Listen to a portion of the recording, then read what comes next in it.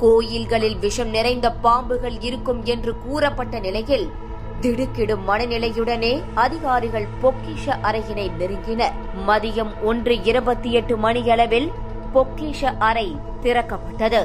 அறை திறக்கப்பட்ட போது ஒடிஷா உயர்நீதிமன்ற முன்னாள் நீதிபதி விஸ்வநாத் ராத், ஜெகநாதர் ஆலய நிர்வாகத்தின் முதன்மை நிர்வாகி அரவிந்தா பதஷி, இந்திய தொல்லியல் துறையின் கண்காணிப்பாளர் கடநாயக் உள்ளிட்ட 11 பேர் இருந்தனர். 12வது நூற்றாண்டை சேர்ந்த இந்த கோயிலில் இருக்கும் கருவூலத்திற்குள் பல அரிதான நகைகள் இருப்பதாக கூறப்படுகிறது.